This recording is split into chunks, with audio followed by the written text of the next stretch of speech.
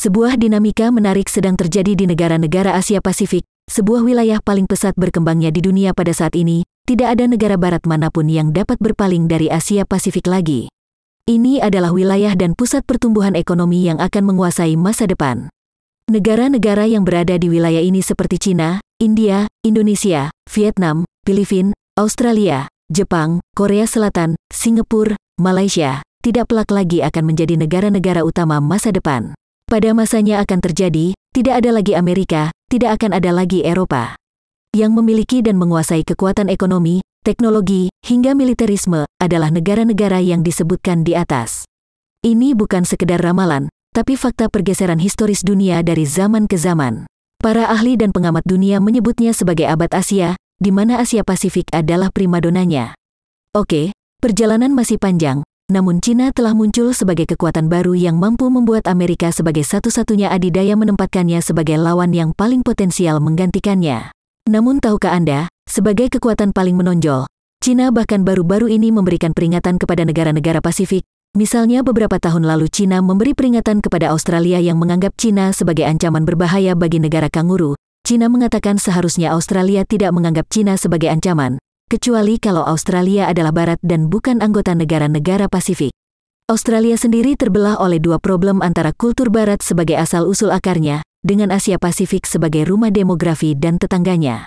Cina mengatakan, Australia harus memilih meninggalkan barat, jika mereka tetap ingin menjadi keluarga Asia. Dengan demikian Cina mengatakan, Australia tidak memiliki alasan menganggap Cina sebagai ancaman bagi negaranya. Cina juga menegaskan, Australia jauh lebih membutuhkan Asia ketimbang Eropa untuk masa depan ekonominya. Australia membutuhkan Asia lebih daripada Barat, jadi berhentilah menjadi pengikut Amerika. Lalu baru-baru ini di tahun 2023, Kepala Kebijakan Luar Negeri Partai Komunis China Wang Yi meminta orang-orang Asia Timur tidak meniru orang Barat. Seruan itu diungkapkan sambil mengajukan kasus untuk integrasi regional yang lebih baik pada Forum Tiga Arah dengan Jepang dan Korea Selatan, Korsel. Ketika orang China, Jepang, atau Korea bepergian ke AS, orang Amerika bahkan tidak dapat membedakan kita, kata Wang Yi. Jika kita pergi ke Eropa, situasinya pasti akan sama. Mereka tidak tahu apakah Anda Cina, Jepang atau Korea, atau bahkan jika Anda adalah Melayu. Jelas kita adalah Asia dan kita masih berada dalam serumpun keluarga. Jangan merubah identitas diri dan berpura-pura seolah-olah Anda adalah orang Barat, katanya. Wang berargumen, orang-orang dari Timur Jauh khususnya seperti Jepang, Cina dan Korea, tidak akan bisa menjadi orang Eropa atau Amerika, bahkan jika kita mewarnai rambut kita menjadi putih atau menjalani operasi untuk meluruskan hidung kita. Pernyataan itu terungkap dalam video dari acara tersebut, yang dibagikan oleh media China. Kita harus tahu akar kita, tegas dia. Pembuat kebijakan senior Cina tersebut mengatakan China harus menjalin kerjasama yang lebih erat dengan Jepang dan Korea Selatan yang keduanya memiliki pemerintah pro-Barat. Dia beralasan, ini tidak hanya akan memenuhi tujuan dan aspirasi bersama rakyat kita, tetapi juga bermanfaat bagi kawasan dan dunia secara umum. Pernyataan tersebut difilmkan selama diskusi panel di Forum Internasional untuk Kerjasama Trilateral Tahunan, yang berlangsung di Qingdao, di Provinsi Shandong, China. Tetapi, media-media Barat, seperti CNN, bahkan menuduh dan melaporkan video tersebut dan menuduh diplomat Cina tersebut membuat komentar rasialis. Namun media Barat tidak menyebutkan bahwa pernyataan tersebut adalah kritik keras terhadap sikap Barat yang sudah terkenal dan upaya untuk memuaskan mereka.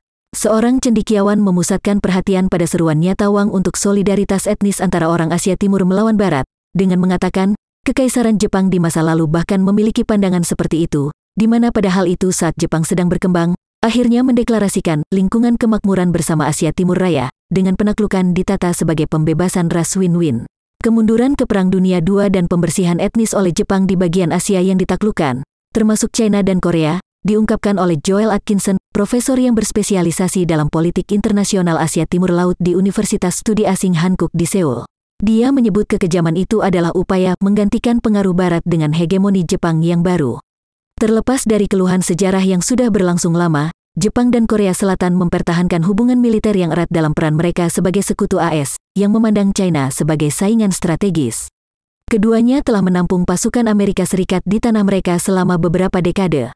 Tetapi, banyak pengamat militer dan ekonomi global berpendapat, kebangkitan Cina tidak bisa dibandingkan sebagai kebangkitan militerisme Jepang di masa lalu. Cina jelas sangat berkomitmen terhadap pertumbuhan dan pengembangan ekonominya.